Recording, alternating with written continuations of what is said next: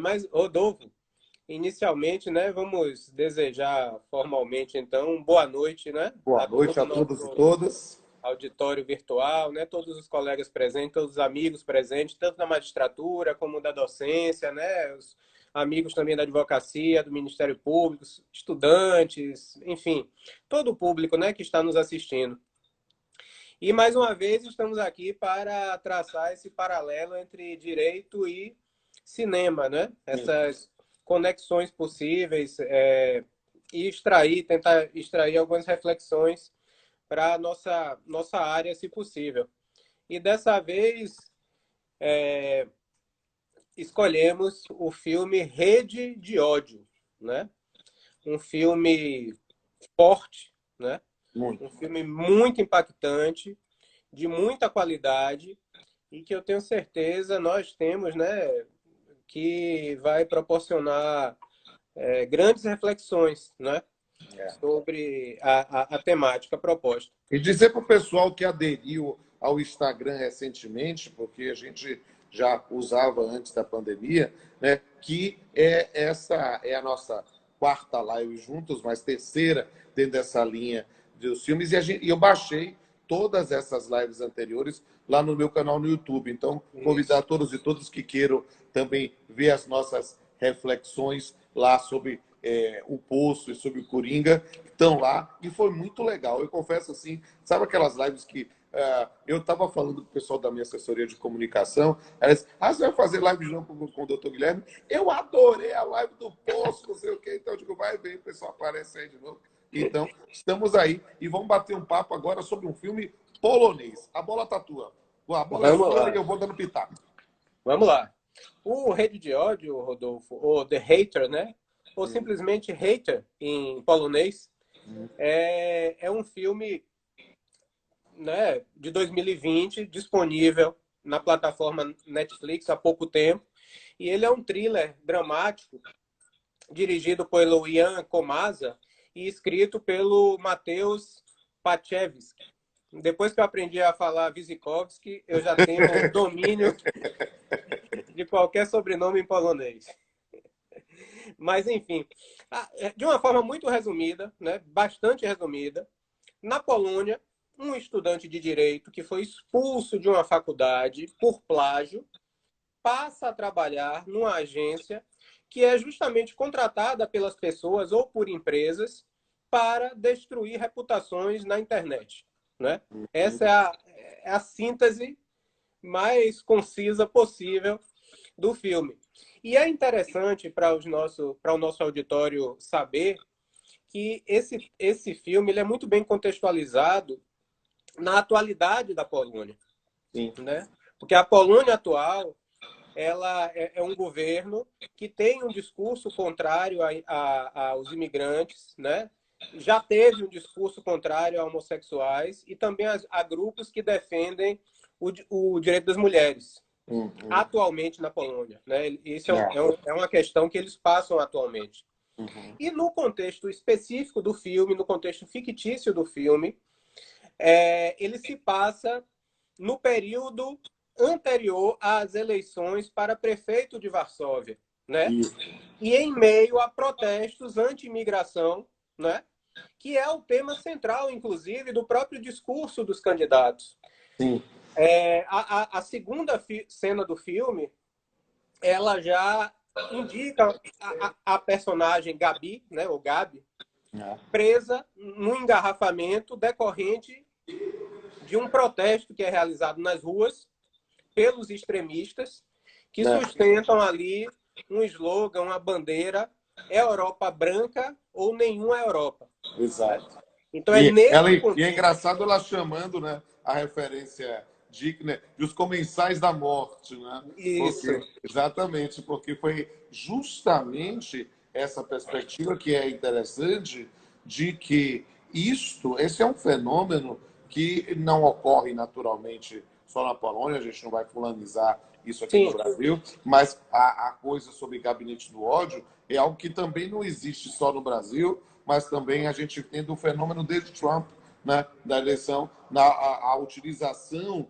das mídias digitais, das plataformas digitais, às vezes como um instrumento de manipulação. E eu digo isso é um fenômeno muito interessante quando a gente começa a estudar a matéria, e eu até fico brincando que eu gosto de comer, eu virei aqui na prática um blogueiro gourmet, começo Eu eu acompanhar. experimento um negócio, posto lá, e aí eu comecei a E perceber como eu é tô que... cozinhando. Você está comendo e eu estou cozinhando. Então, pode chamar aí, que eu tô facinho, facinho. Tô quase sendo Magal. Me chama que eu vou lá e vou comer. Né? Porque nesse ponto é extremamente interessante perceber essa sensibilidade, eu vou usar a expressão, das redes sociais. Essa a questão de como determinadas postagens, determinadas direcionamentos geram uma repercussão muito mais ampla. É um negócio que é interessante. Há uma passagem lá nessa. Nós vamos tentar, na medida possível, não dar muitos spoilers, é inevitável dar spoiler, né? Mas há uma passagem quando ele começa a trabalhar com a rede social, que lembra o Facebook, né? Mas ele não quis fazer propriamente. E aí você verifica, olha, aqui você fizer dessa forma, sai do jeito, fizer da forma, sai do outro. Então, isso foi muito visível para quem está começando a estudar essa parte de redes sociais na prática. Sim, é verdade. E todas as estratégias desviadas do marketing digital, que é lícito, é legal, é uma forma bacana de você fazer um marketing, mas ali eles fazem uma distorção, né, para as Exatamente. finalidades espúrias empresariais deles lá. Mas só fazendo uma apresentação dos personagens, né, o nosso protagonista do filme é o Thomas Gienza, né, que é interpretado pelo Maciej Musialowski. Acertei de novo, Você tá vendo? está Tô dominando o acertando os nomes. polonês, que é uma beleza. Pelo menos pronunciar esses nomes eu tô acertando. Entender é outra questão. Passou a tarde toda decorando. Né? Vamos lá.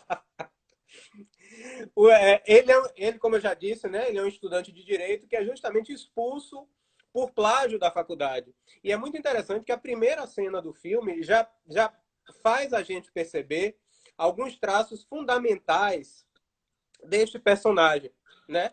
Primeiro, porque sendo exposto ao plágio por uma banca de professores, ele tenta alegar que a cópia direta de um texto de terceiro como o seu e sem aspas pode não ser interpretado como plágio.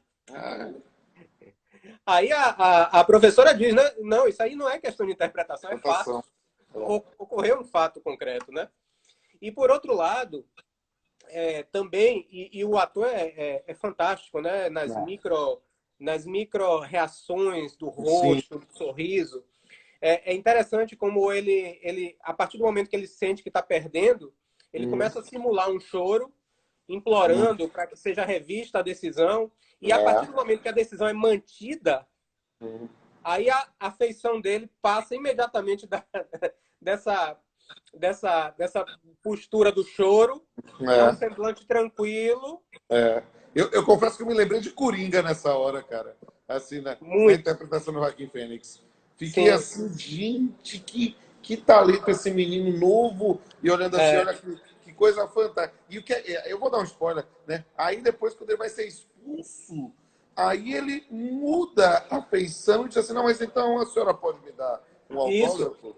E a gente vê isso depois, digamos assim, a utilização disso na reunião familiar. Ou seja, como se ele, não podendo prever o futuro, ele se acautela porque sabe que pode utilizar isso em outro momento, como efetivamente ele usa. Exatamente. Ele vai, na verdade, colhendo dados, né? Colhendo informação, colhendo, né, algo que ele possa utilizar a seguir. E o Thomas, na verdade, ele é um sociopata, né? Ele não tem nenhum limite moral ou ético para alcançar os objetivos a que ele se dispõe. Ele se sente um injustiçado, né, pela sua situação econômica e social. Ele se sente um Zé Ninguém. Ele, inclusive, fala isso, né, em determinado trecho. Tem uma conversa muito interessante dele com outro personagem que a gente vai tratar daqui a pouco, que ele diz o seguinte: vão sempre menosprezar gente como nós. Somos as vítimas das circunstâncias. Mandaram a gente se danar. Uma pisada na bola e já era para eles. Você não vê este desprezo? Eu não sou um Zé Ninguém. Né? Aí também eu me lembrei do Coringa. Né? da postura do Coringa em relação a encarar essas dificuldades da vida. E, mais do que tudo, Thomas busca também reconhecimento e fama. E esse reconhecimento pelas lives, né? Exato. Pelas lives, que é o índice de valorização do ser humano na cabeça dele. Pelos likes. As likes, com certeza. Exatamente. E um segundo núcleo de personagens, um segundo grupo de personagens é a família Krasovski. Ó, Né? quase que não sai aí, ó. Quase que não sai dessa vez. Só tá no Zikovski, mas tem o Krasovski. Que tem os tios dele, né? Aparentemente Sim. são parentes, né? Eu estava lendo sobre resenhas sobre esse filme e, na verdade, a lógica é que seria, na verdade, um casal, né, que alugava um espaço para tipo, como se fosse uma pousada, né, e os pais do jovem lá eram, na verdade, as pessoas que recepcionavam. Por isso, posso chamar você de tio e de titia, né? Mas não há nenhum parentesco entre eles. Na verdade, era simplesmente porque ele viu crescer, porque passou lá férias, algo do gênero, entende? Mas queria ser tratado como da família, tanto que ele ajuda ele financeiramente. E aí é interessante essa ajuda financeira, porque é, digamos assim, o típico casal ou a típica família com um pensamento de esquerda, mas com uma base econômica sólida, né? Algo que existe em todas as sociedades. Verdade. Eu queria só registrar, além de vários amigos que já se fizeram presentes, a presença de nossa presidente da Matra 5, nossa colega Cecília Pontes, e também do desembargador Jefferson Muricy, o vice-presidente do nosso tribunal, que está no exercício da Você é muito presidência. prestigiado, rapaz. Tem que fazer mais live com você. Para esse povo importante ficar comigo. Mas é interessante essa família, né, Rodolfo? Porque, como você bem disse, eles têm um pensamento progressista, né? Eles são engajados nas lutas por direitos humanos, das liberdades. Eles aparentam ser uma família com gostos refinados, né? Ouvem jazz, gostam de artes, exposição de quadros. Mas, por outro lado, e isso é uma contradição muito interessante, que o filme joga na cara do espectador, dentro da casa, eles zombam entre si da falta de modos de Thomas, né? Sim. Da pobreza dele, falam da roupa, falam do cheiro, do perfume, né?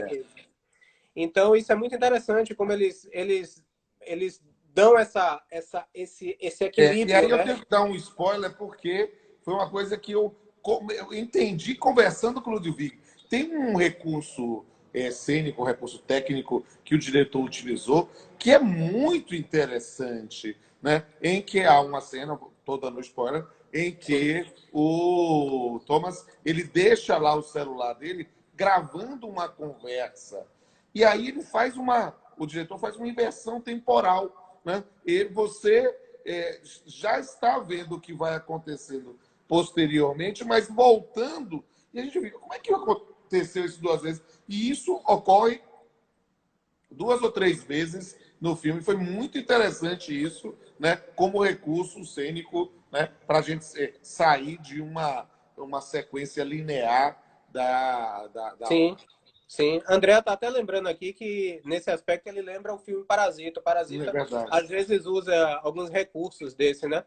Parasita é outro que a gente vai fazer uma live um dia. Mas é verdade, é verdade. Uma terceira personagem muito interessante é a Beta, ou Beata Santorska, né? Que é a dona da agência onde ele vai trabalhar, a Best Bus, né? E o perfil dela também permite muito entender o perfil da empresa. É como se ela, a empresa, fosse mais ou menos a mesma coisa em termos de caráter, né? Ela é uma pessoa que é expulsa de uma agência de publicidade que ela trabalhava antes, exatamente por uma quebra da ética profissional, né? Ela também não tem nenhum limite moral, os empregados são assediados, né, dentro da empresa. E o primeiro um episódio de bullying bem característico para demonstrar esse aspecto da personalidade dela. E note como a utilização desses recursos são ilustrativos do caráter da personagem. Isso aí é muito interessante, que vai no final, quer dizer, sem querer dar o spoiler, mas doido para dar, né? Quando a gente vê, digamos assim, uma cena final dele, né, de Thomas com ela, em que a gente vê uma reversão, talvez, dessa compreensão, dessa atuação.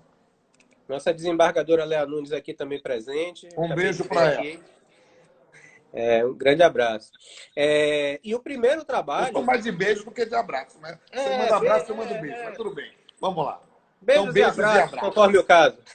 Fala assim, beijo para quem é de beijo e abraço para quem é de abraço. Vamos lá. Perfeito. Mas o primeiro trabalho de Thomas nessa agência é justamente destruir a reputação de uma blogueira fitness, né? Isso. Fazer com que ela perca a popularidade nas redes, porque isso é do interesse de alguém que está disputando com ela um determinado mercado, né? Eu acho que, inclusive, relativo àquele detox que ela anuncia, né? Isso. E o que é interessante que eu acho? Desculpe, eu não queria finalizar, mas acaba sendo, né? Você cria uma ideia que pode ser absurda, mas ela reproduzida, né, na mídia, as pessoas chegam a acreditar. O negócio lá da mão vermelha. Amarela. Desculpe, eu não sei fulanizar, mas fulanizando.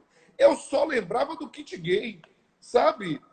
Puxa, aquela coisa assim, é um negócio meio absurdo, que distorce, faz, não pega ali alguma coisa e todo mundo, e as pessoas começam a acreditar que tem um negócio. É o poder da sugestão. Ou a mamadeira de... Nem vou falar da mamadeira da Nota Brasil, vai. Mas vamos lá. Mas e é interessante como eles passam o iter de procedimentos para assassinar a reputação dela, né? Primeiro comprar perfis falsos com um indiano, porque na Europa ninguém vende esses bolts, né? Quer dizer, não é fácil encontrar, né? Na Índia é muito mais fácil. Então ele vai comprar esses perfis falsos para entrar nas redes sociais e fóruns médicos para dizer que esse detox faz mal. Uhum. Depois vai inventar uma história de que há uma concentração de um ingrediente que excede a recomendação médica. Isso. E depois ele vai postar as mãos amarelas para provar que as pessoas estão todas doentes. E, além disso, fotos de gente desmaiando, fotos de pessoas com diarreia. Aí cria a hashtag, né? Fiquei amarelo, e impulsiona isso na rede. E a partir daí, né, vai gerando a onda, né? Vai multiplicando, a bola de neve, até chegar num ponto que a moça não aguenta a pressão de tantas mensagens negativas e cancelamento mesmo, né? Pessoas que deixam de seguir. E esse negócio, essa dependência dos seguidores e das curtidas é um fenômeno muito contemporâneo e que a gente precisa aprender a lidar. Eu digo assim, nós não somos mais meninos prodígios, somos uns coroas simpáticos. E aí, falando com os nossos alunos, né, a gente precisa entender um pouco essas dependências sobre esse mundo virtual, né? Eu fico impressionado quando uma determinada campanha sobre alguma coisa que para nós aparentemente irrelevante, sobre uma maquiagem, sobre alguma coisa assim, é destruída em função de um determinado fato ou não.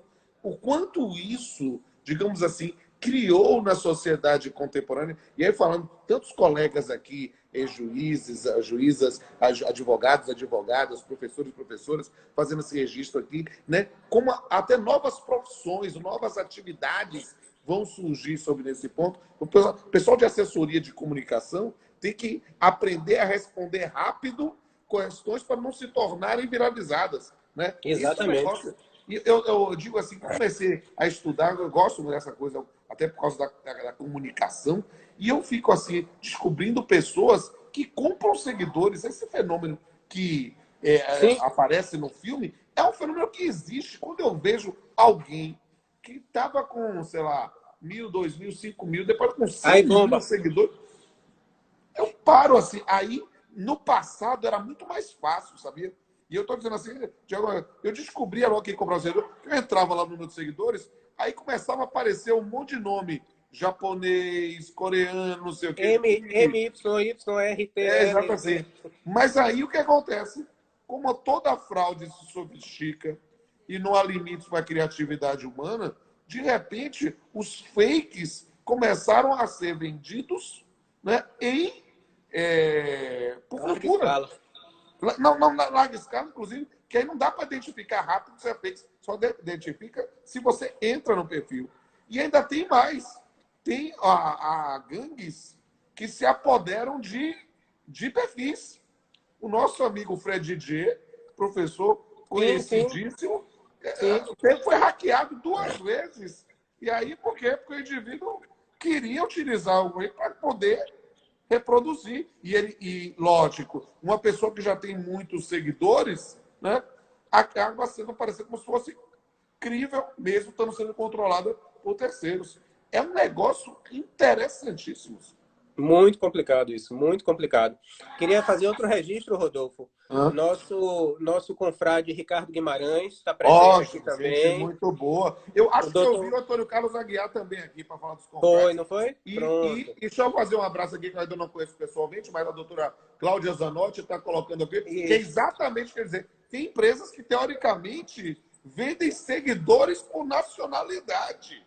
Porque, da mesma forma que meu amado Guilherme passou a tarde toda aprendendo a falar polonês para falar os sobrenomes do pessoal, aí o indivíduo está comprando personagens. Ele tem sobrenome lá dos Visikovski, Iovski, todos acima. Como nós vamos ter aqui os Silvas, os Joões, o coisa do gênero, Isso. é interessante mesmo. Doutor Lauro de Campos também, sempre presente. E um outro personagem fundamental no filme, Rodolfo, é o Pavel, né? Que é o Rudinski, que é o candidato à prefeitura de Varsóvia pelo Partido Progressista, que eu não me lembro exatamente qual é o nome agora. E ele é apoiado exatamente pela família Krasovski, né? E ele passa a ser o próximo alvo da agência Best Buzz, né? Que pretende explorar uma campanha difamatória dele a partir de alguns pontos que eles estão selecionando para inflamar os extremistas, né? Então, eles vão pegar o combate à xenofobia, que está na pauta dele, né? Da campanha, o perfil dele numa plataforma gay, né? E o passado do pai no regime totalitário que a Polônia passou há 30 anos atrás, né? Do Partido Comunista. Então eles aproveitam esses três elementos para iniciarem uma campanha difamatória nas redes contra o candidato Pavel, né? E aí eles começam também uma outra estratégia, né? Essas estratégias são muito interessantes porque elas são muito verossímeis, né? Dentro da estrutura do que se entende de campanha do ódio, né?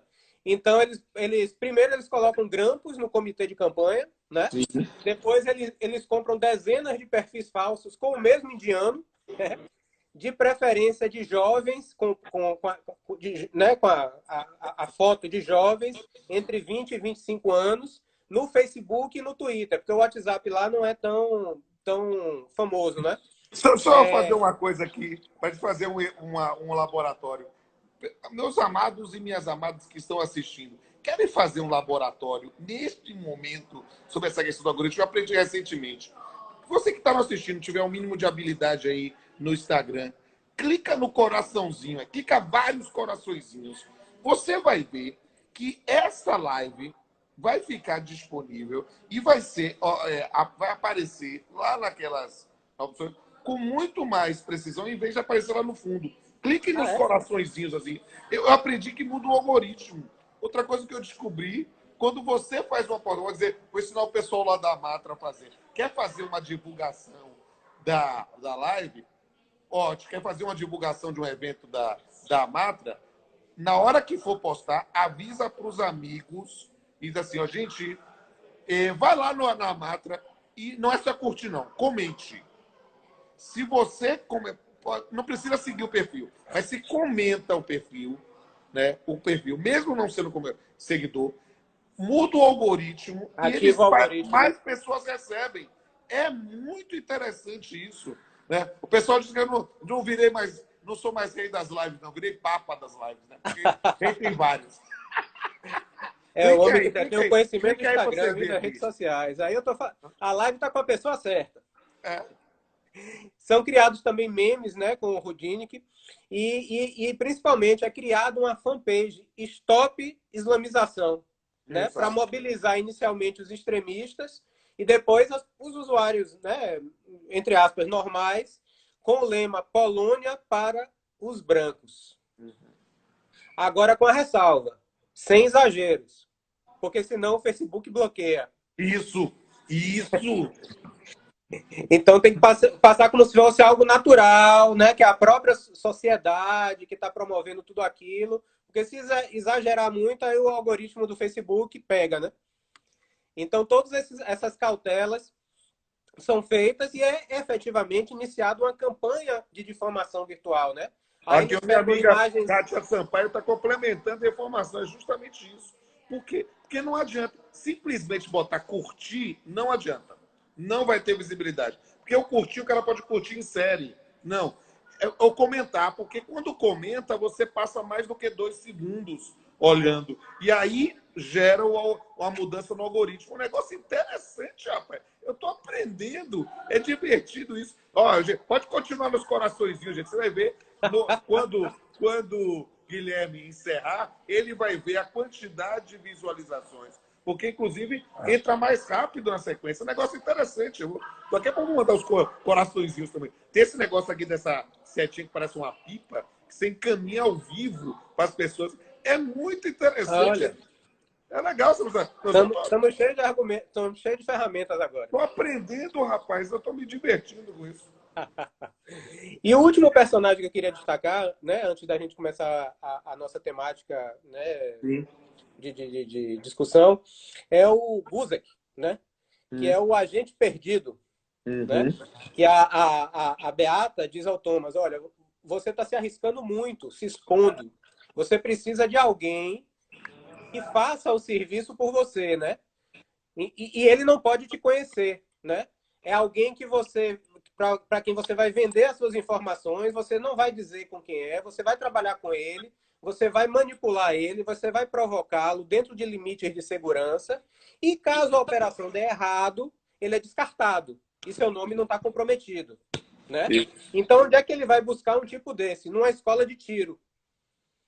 E descobre lá o Guzek, né? Que é uma pessoa que aparentemente, numa primeira análise, tem alguns distúrbios, né? Ele atira bem, ele tem um blog, ele quer reconhecimento, mas só que ele não consegue ter esse reconhecimento. Ele, novamente, né? Novamente, outro caso de alguém que quer ter as curtidas, quer ter os likes, mas não consegue. É um extremista e por todo esse caldo, ele é muito suscetível ao discurso contra os inimigos da Polônia, né? Que no caso são os muçulmanos, né? E é interessante que ele vai capturar, digamos assim, esse sujeito dentro de um game, né? Ele entra no jogo, descobre onde ele está dentro, né, nesses jogos online, e a partir dali ele convoca o Guzek para desempenhar a sua missão em prol da causa, né?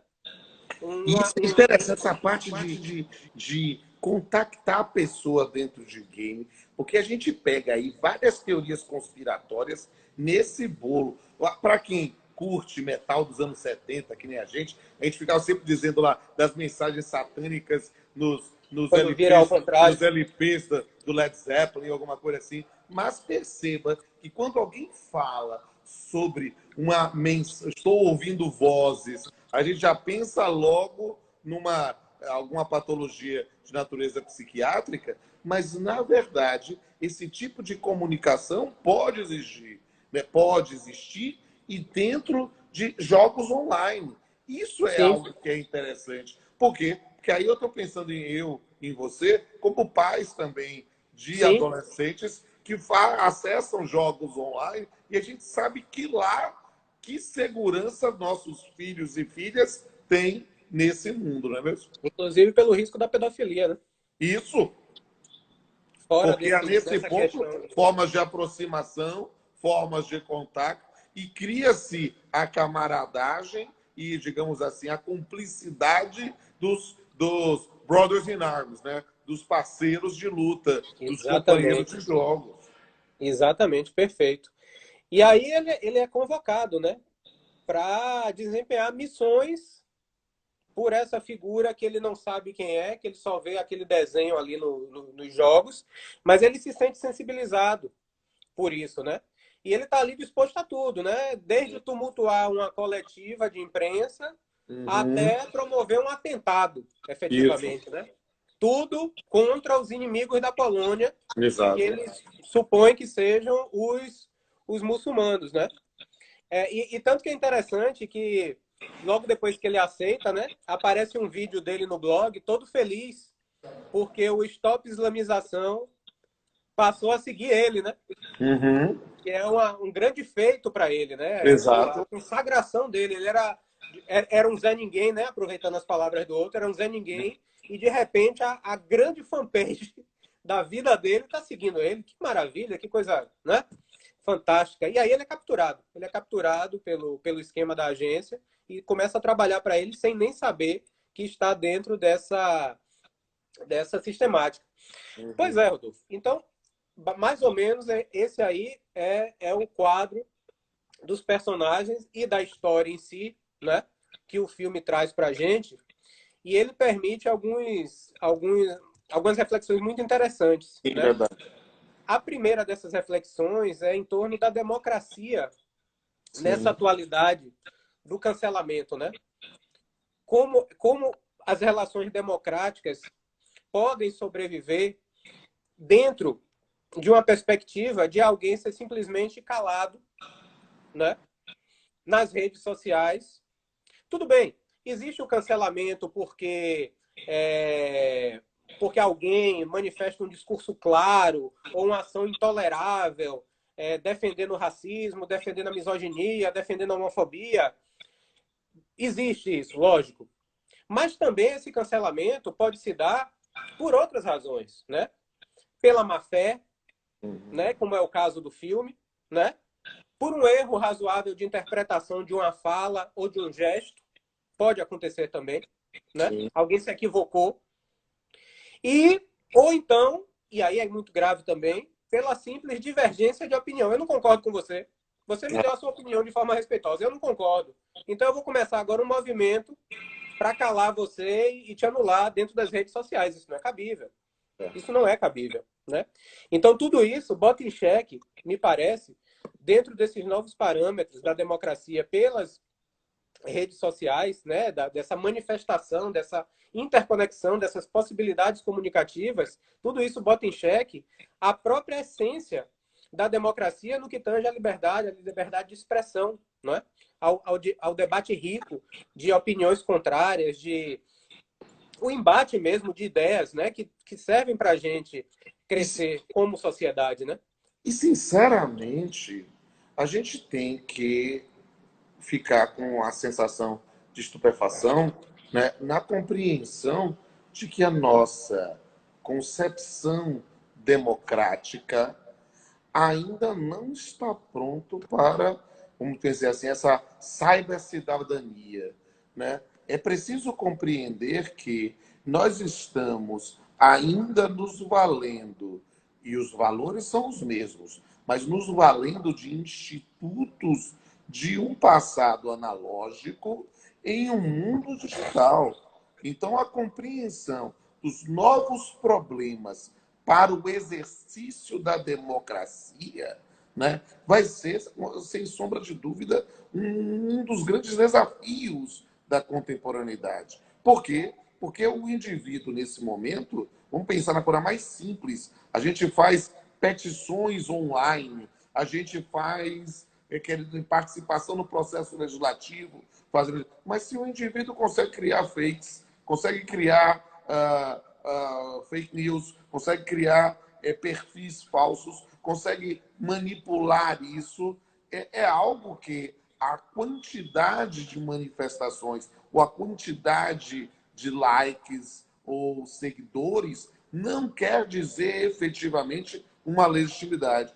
E isso, querido, eu vou dizer com liberdade, como eu disse, essa aqui é a minha live número 266.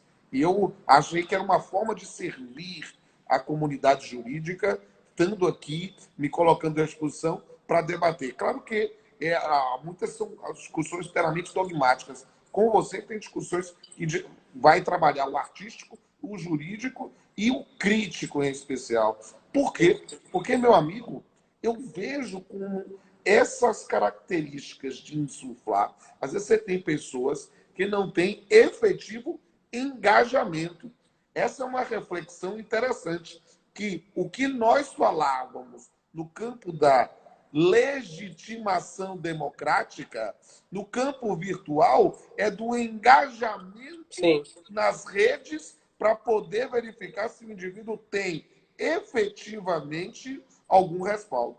Isso é um fenômeno importantíssimo, porque note, e aí para novamente sem fulanizar, mas trabalhar em todas as perspectivas, fenômenos como os youtubers. Né? Os youtubers se tornaram referenciais. As pessoas estavam querendo brigar porque o Felipe Neto estava sendo um dos convidados da conferência da OAB. Mas perceba, ele se tornou um formador de opinião, independente de gostar ou não gostar.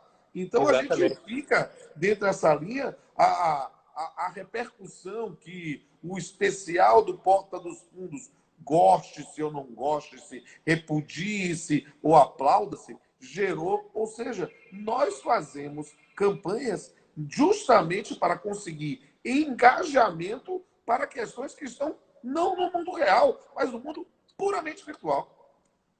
Sim, sim, sim, é verdade. Eu lembrei aqui, enquanto você falava de Felipe Neto, isso aí foi a informação que a André me passou, né? Porque é uma parte que ela acompanhava. Tinha um blog chamado Garotas Estúpidas, que de estúpido não tem nada, né? Na verdade, foi um dos primeiros blogs aí desse pessoal que mexe com moda e tal. E a Gabriela Prioli, que hoje está à frente, né, de um programa na CNN, ela saiu dali como uma pessoa que era amiga delas e uma advogada que conversava e tal. E aí ela começou a se desenvolver e passou do YouTube para as demais redes sociais e hoje já foi absorvida pela grande imprensa, né? Até internacional, digamos assim, né? Exato. Que é a CNN. E uma coisa muito interessante ainda nesse ponto, Rodolfo, para a gente discutir, para a gente fazer uma reflexão rápida, é a questão do paradoxo da tolerância de Popper, né? Que não podemos ter uma tolerância irrestrita com os intolerantes, porque isso pode levar ao próprio fim da tolerância em si, porque o intolerante é Exatamente. contra o tolerante, né? Isso. Então não temos como seguir adiante dessa forma. Ó, Então tudo tem que ser só pesado, né, no caso concreto. exato. Essa, sem sombra de dúvida, dentro das questões sobre a democracia, é uma das questões mais fascinantes. Porque até que ponto se pode tolerar os intolerantes? Até que ponto se garante a manifestação de opinião daqueles que não querem manifestação de opinião? É algo que é interessantíssimo se colocar como democrata em um universo em que as pessoas querem clamar por ditadura militar. Isso é algo que é interessante compreender aonde está esse limite. Né? E nossa amiga Maria dos Paleiro diz para você confessar que você sempre acompanhou Felipe Neto. Nossa amiga Bárbara também está aqui, Bárbara Luiz. Um segundo ponto, Rodolfo, para a gente adiantar, já tem 40 minutos de Já tem live. 40 minutos. É a questão da manipulação por intermédio das tecnologias, né? O filme demonstra claramente isso, como é possível você manipular uma massa utilizando de forma criminosa as redes sociais. Isso me fez lembrar muito, sem querer fulanizar, óbvio, mas de um outro filme, né, que é o Privacidade Hackeada, né? Sim. Em que os usuários, especialmente do Facebook, eles são tratados como um produto, né? A Cambridge Analytica, ela, através de um aplicativo, convence os usuários seduz, né, os usuários a utilizar um determinado programa, eles aceitam sem ler os termos de uso, e de repente não apenas os dados deles estão sendo utilizados para outros fins, né, como também os dados dos amigos deles que sequer baixaram o aplicativo. É. Né? Em torno de, sei lá, 70 milhões de pessoas simultaneamente. Então, isso é muito complicado, né? Como nossos dados e a privacidade está sendo totalmente vilipendiada por esse novo mecanismo. E é como você diz, né? Talvez as nossas barreiras, as nossas defesas jurídicas não estejam bem ainda adaptadas, né, a essa nova sistemática, né? Estamos aí com a Lei Geral de Proteção de Dados, né, que já é uma sinalização nesse sentido. E esses termos de uso, né, é algo que eu me divirto como professor de direito civil, em sala de aula, quando eu pego os alunos logo em negócio jurídico, em civil 1, e aí eu boto os meninos em sala de aula para ler os termos de uso do Instagram. Aí eles ficam assim, gente, você faz cláusula compromissória para um tribunal de arbitragem na Filadélfia e não está sabendo, e você assinou, você disse que leu. Então, é uma das maiores mentiras da contemporaneidade é você dizer, você leu os termos de uso. Isso é sensacional, né? É algo que a gente precisa realmente compreender dentro desse novo universo, como lidar com isso, porque são aspectos em que a autonomia da vontade, levado ao grau extremo, né, permite isso. É interessante.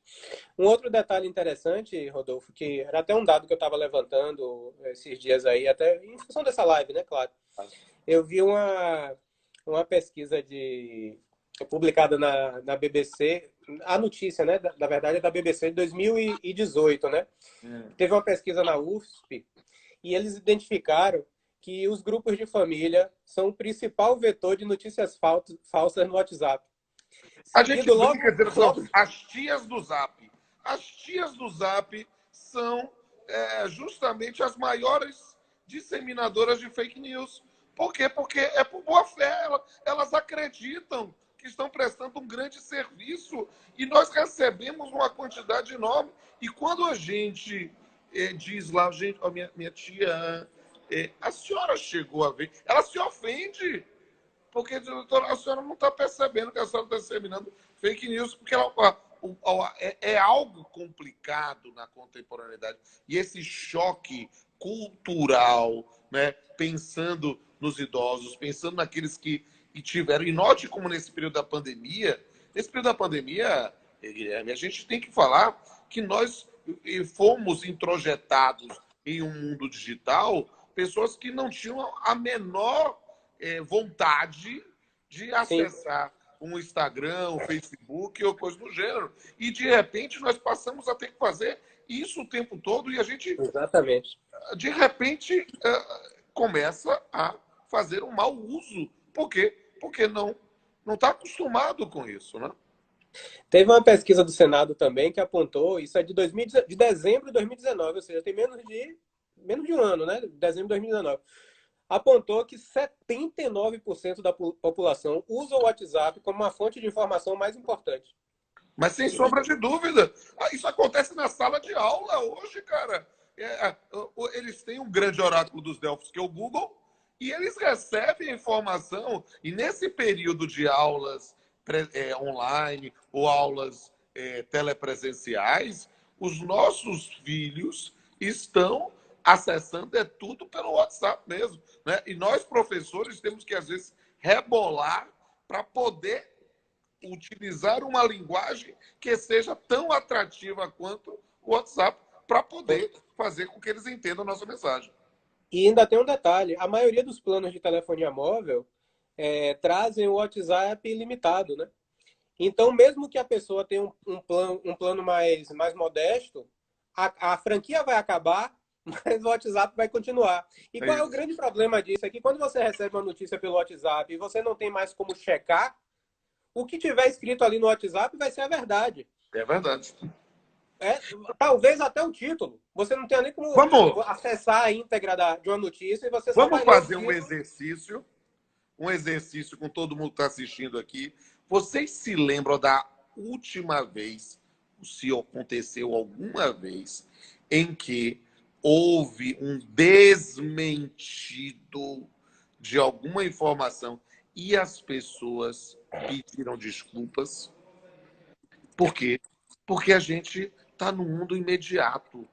Ó, a pessoa faz. E aconteceu. Pô, e é verdade, não sei o quê. Pô, já passa para reproduzir a notícia seguinte. Então a gente agora destrói reputações, seja de pessoas físicas ou jurídicas, né? E muitas vezes recebemos a contra-informação, mas ela já nos interessa mais porque já estamos Já na foi. informação seguinte. Exatamente. Um terceiro ponto, Rodolfo, que a gente pensou em discutir, né? Nós dois deliberamos, foi essa questão da busca por validação nas redes sociais. De alguma forma, a gente até já tratou Sim, claro. disso, né, ao longo aí da live. Mas é interessante como essas redes sociais permitem que alguns usuários, até então anônimos, eles possam se dedicar mais tempo às redes sociais e aí obter a valorização, né, através delas. E muitas vezes isso aí começa a mexer com a cabeça do sujeito, né? E ele começa isso aí passa a ser o principal, né? O principal não é você produzir um serviço, trazer uma informação interessante, não é compartilhar um conhecimento, como você sempre diz, né? Quem não serve para viver, quem não vive para servir, não serve para viver. E às vezes o objetivo principal passa a ser a like, né? A confirmação. Isso foi chamado recentemente do pós-verdade. Não interessa o que aconteceu. Interessa como a notícia vai ser reproduzida. Não importa que a pessoa tenha tido o esforço ou tenha o conhecimento. Basta que ela pareça ter o conhecimento. Né? E isso é um fenômeno muito interessante nesse universo, sabe, dos coaches, das mentalizações. E tem muita gente boa aí, mas tem muito estelionatário. Por quê? Porque o indivíduo, nesse ponto, ele não importa que ele tenha conhecimento. Né? Eu vi outro dia um filme muito interessante, né? É um filme espanhol, e aí uma menina muito crítica, ela dizia assim, o que seu pai é? Ela dizia, não, meu pai é coach. Aí, o que é coach? É uma forma bonita para dizer que está desempregado. No caso dele, né? No caso dele. Exato. Porque ele passava falando, ele não conseguia ter uma ocupação no modelo tradicional, então ele, como coach, ele estimulava outras pessoas a fazer isso. Esse é um fenômeno muito interessante, porque tem pessoas que realmente precisam de uma babá, precisam de um coach, mas tem outros que, na verdade, acabam entrando nesse universo. É um mundo muito novo. Não sei se é admirável, mas um mundo novo. E é a tirania da popularidade, né? Sim. Sim. E eu estava lembrando agora também de um episódio, acho que até João Batista, nosso colega, se referiu a ele. É um episódio do Black Mirror, acho que é a terceira temporada. Ou é o primeiro ou é o segundo episódio da terceira temporada, chama Queda Livre. Que é aquela menina que fica atrás dos likes, né? Numa sociedade do futuro, que tudo é marcado. Isso. Né? A simpatia da pessoa é registrada imediatamente, aí serve como um cartão de visita ou não para você acessar os lugares, para você ser convidado. Sinceramente, se isso ainda estiver aqui, se nossa presidente estiver aqui, acho que esse episódio devia ser discutido numa da semana institucional. Esse episódio é sensacional para compreender, talvez, a escravidão do mundo das likes e das interações digitais. Querido, a gente tem que encerrar, viu, tá? É verdade, é verdade, é verdade. O nosso último tema era discutir um pouco sobre o preconceito e a violência, mas é algo que a gente foi tratando ao longo da live, né? Como o preconceito pode ser utilizado de uma forma manipulatória para pessoas mais suscetíveis, para estimular ela a cometer atos bárbaros, né? Como é o caso do Guzik, né? Sim. Ele é transtornado por um lado, mas por outro lado ele também se deixa seduzir pelo discurso, né? Ele adere à onda do preconceito. Eu vou fazer uma provocação crítica dessas coisas que eu fazia lá nas aulas de metodologia para imaginar vocês. Uma coisa só, o lado oposto do preconceito. Olha que coisa interessante, né? Que na verdade é um preconceito também. Eu vou dar um spoiler, tá, gente? Quando foi que o nosso protagonista passou a ser valorizado pela família? Quando ele se tornou um interesse amoroso ou afetivo de um personagem que era valorizado também. Ele era o O pária. indivíduo interior, um pária, o indivíduo que estava lá, era ridículo, era Grosseiro, que lá, não sabe comer camarão. exatamente, e que, na verdade, foi excluído, e que era motivo de vergonha, e de repente quando se torna cool, né? C-O-L, se torna queridinho, darling, ele volta. É muito interessante pensar na hipocrisia da nossa sociedade. O cinismo e a hipocrisia, né? Mas é isso, meu caro amigo. Olha como o tempo voa quando a gente está tratando de temas interessantes e que a gente gosta, e também quando estamos nesse diálogo, né? Você é um amigo querido que eu muito admiro e que sempre conversar contigo é uma experiência muito agradável. Eu Sinceramente, é digo muito que agradável. Eu gosto conversar com muito de conversar com você você. é uma honra, um prazer e um privilégio. Oh, que Que eu não abro maravilha. mão. Ah, eu também não. Eu também Ah, não. Então, vamos fazer as nossas considerações finais mesmo, né? Para encerrarmos e no a Instagram live. derruba a gente. Agradecendo a todo o nosso auditório maravilhoso que teve aqui até agora, né? Nossos amigos aí fazendo comentários interessantíssimos, conversando bastante. Foi muito bacana mesmo, pessoal. E eu acho que esse filme ele traz muitas reflexões. Quem não assistiu, assista.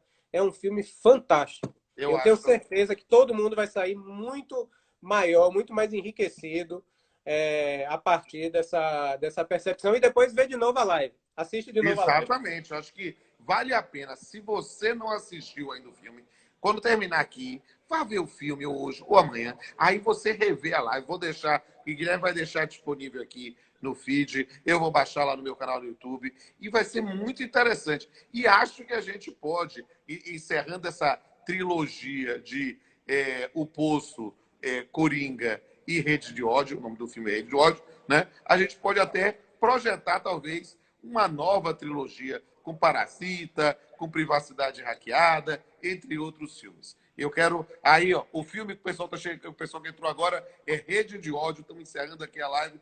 Veja o vídeo, veja o filme, está na Netflix. E quando você terminar de ver, você revê a live que vai ficar disponível. Siga aí o meu amado Guilherme Ludwig aqui no Instagram. Deixa os likes aí, gente. A gente falou tanto de likes. Deixa uns likes aí com o Guilherme, né? E nos siga também lá no YouTube. Um beijo a todos e todas e a gente se encontra em outra live. Com certeza, meu amigo. Grande abraço. Satisfação grande, viu? Aqui. Tchau, tchau. Boa noite. Ah, sim. Vida longa e próspera. Vida longa e próspera.